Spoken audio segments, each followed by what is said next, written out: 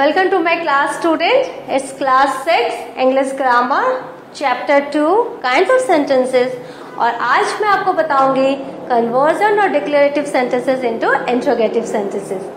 तो हम स्टार्ट करते हैं and this is third session of this chapter. Now Declarative into Interrogative. Declarative sentence कहते किसे हैं?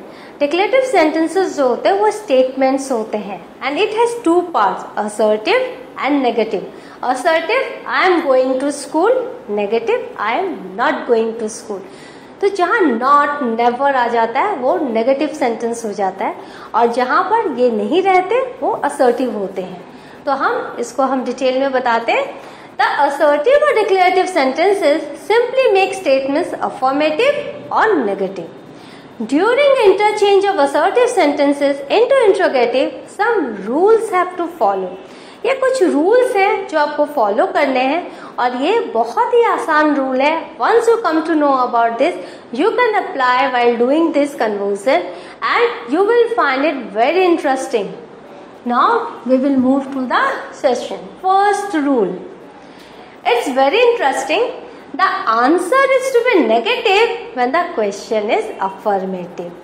This you will have to keep in mind whenever the answer is negative, question must be affirmative. For example, statement देखो, man cannot remain immortal. Not से मैंने क्या बताया, वो negative statement है.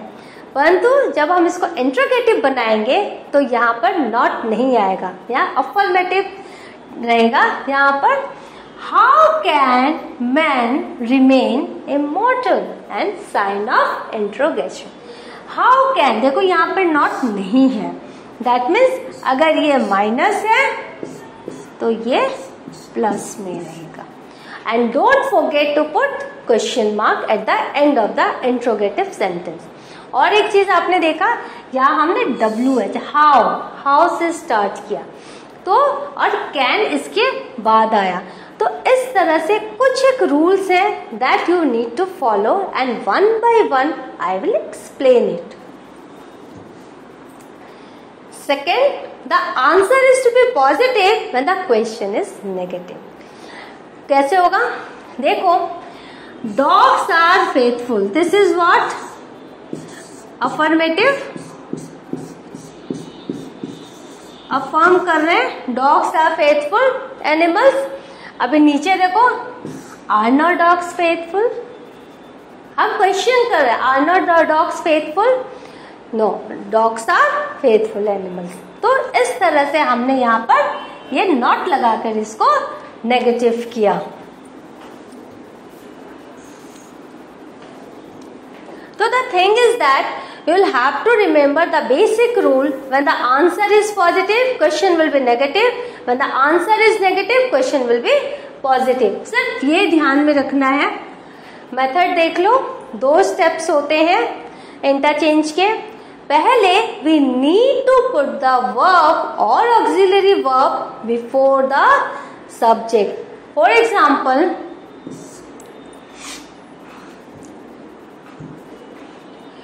हम एक सेंटेंस लिख रहे हैं, you have done a project.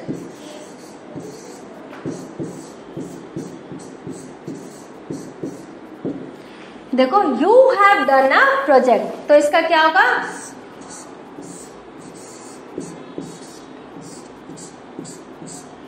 Haven't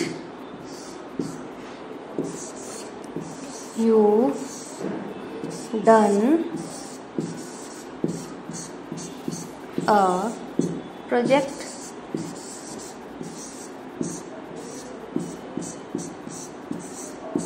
And sign of question mark. You have done a project. Haven't you done a project? तो ये जो have है इसको हमने पहले ले लिया. उसके बाद हमने पॉजिटिव और अफर्मेटिव को ध्यान में रखा. ये जो सेंटेंस है, you have done a project, affirmative है तो क्वेश्चन मस्ट बी नेगेटिव. तो हमने वह यहाँ नॉट लगा दिया। और सब्जेक्ट यू है, यू के पहले हमने वर्ब को डाला। Second, we change the negative into affirmative and vice वर्सा।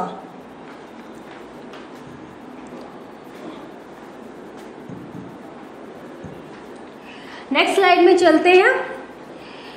याद रखिए, अगर सेंटेंस में एनीथिंग या एवर है तो वो इंटरचेंजेबल विथ नथिंग और नेवर, क्योंकि एनीथिंग और एवर अफर्मेटिव है और नेवर और नथिंग नेगेटिव है।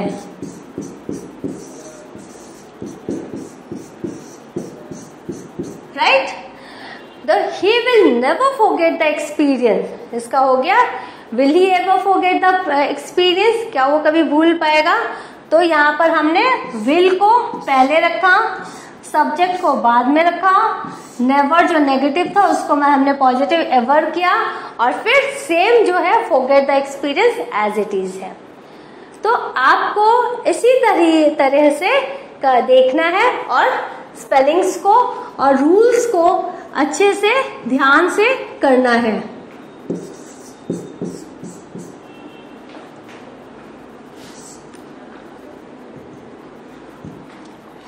नेक्स्ट हम देखते हैं no auxiliary verb in sentence. If there is no auxiliary verb in sentence, then by using do, does, did और don't, doesn't, didn't we make the interrogative। आपको पता है एक मेन वर्ब होता है, एक ऑक्सिलरी वर्ब होता है। ऑक्सिलरी वर्ब आपको पता है कि वो जो हेल्पिंग वर्ड्स होते हैं उनको हम पहले ले आए तो इंट्रोगेटिव हो जाते हैं, लेकिन जहाँ मेन वर्ब रहता है वहां आपको अकॉर्डिंग टू द टेंस समझना पड़ता है कि कौन सा यहाँ पर वर्ब आएगा helping verb. For example, James teaches at a school, ये टीचर्स जो है ये प्रेजेंट टेंस बता रहे हैं, प्रेजेंट, ये प्रेजेंट टेंस बता रहे हैं। तो प्रेजेंट टेंस जेम्स क्या है, सिंगुलर है, पर्सन है, तो उसके साथ हम क्या लगाएंगे, does James teach at school. तो हम लोग क्या करेंगे, अकॉर्डिंग टू द सब्जेक्ट हम इसका वर्ब ऑक्सिलरी वर्ब लगाएंगे मेन वर्ब को देखकर कि ये कौन सा टेंस में जाता है। तो teachers is a present tense और James is a singular person, James is singular,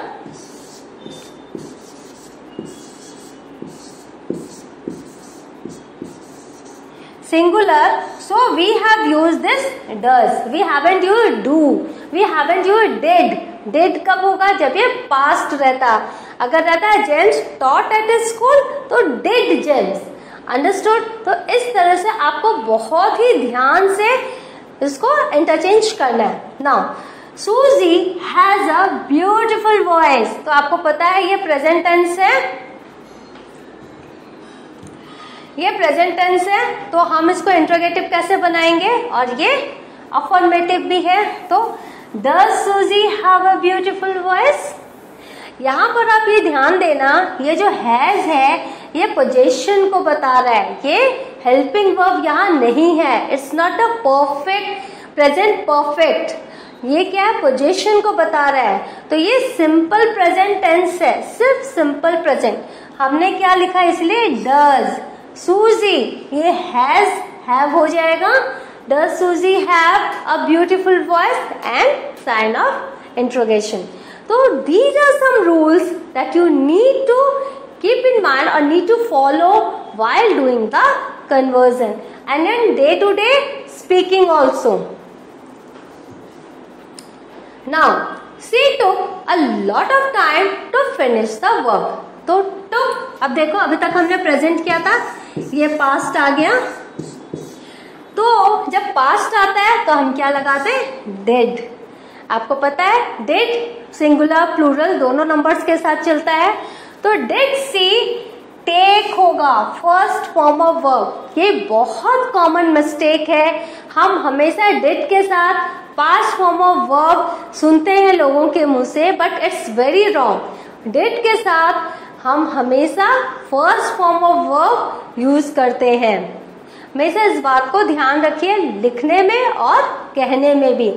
तो did she take a lot of time and then question mark, then he told me a story, did he tell me a story.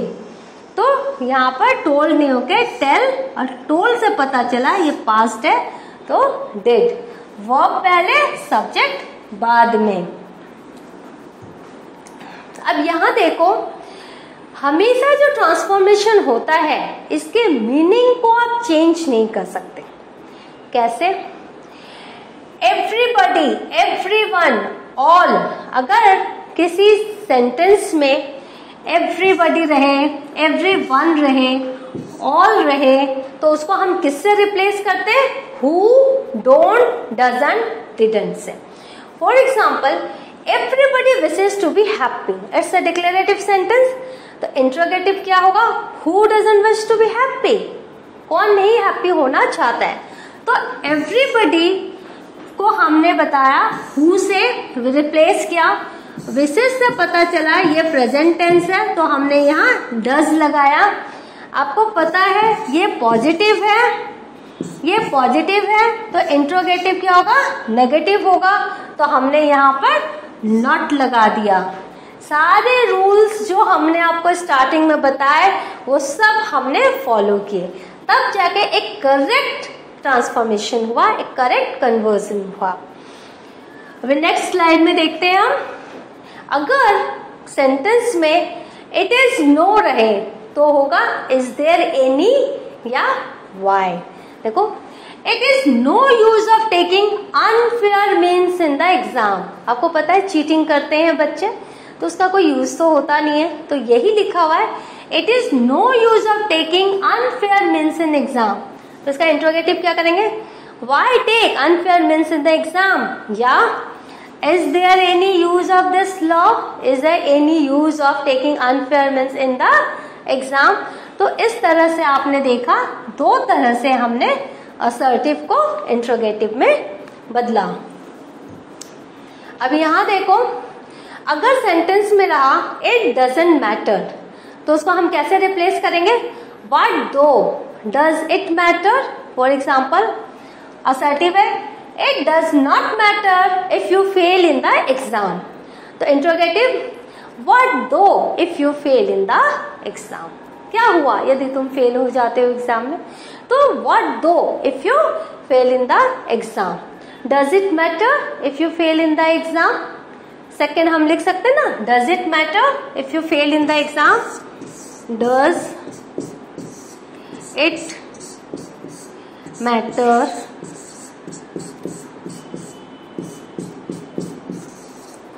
If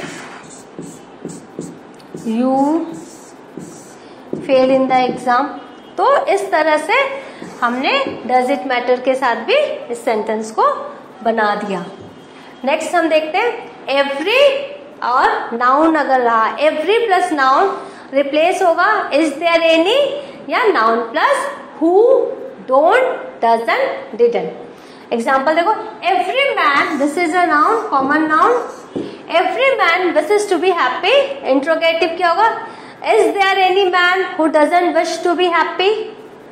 अब आपको तो rule समझ में आ गया, तो it's better कि मैं एग्जाम्पल्स आपको बताती जाऊं।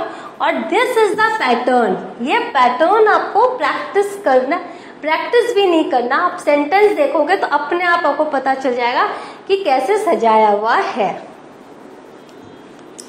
नोबडी अगर रहे, नो वन रहे, नन रहे, तो रिप्लेस होगा हु से।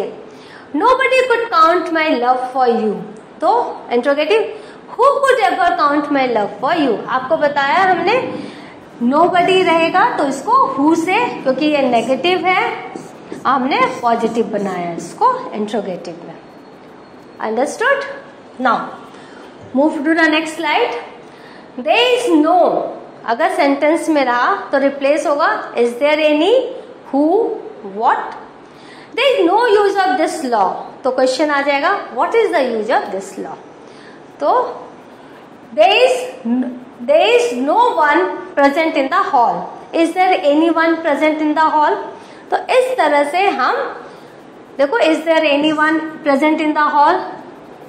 There is no possibility of completing the task, तो who can complete the task? तो इस तरह से हम इसको चेंज कर सकते हैं, पैटर्न आपका यही रहेगा।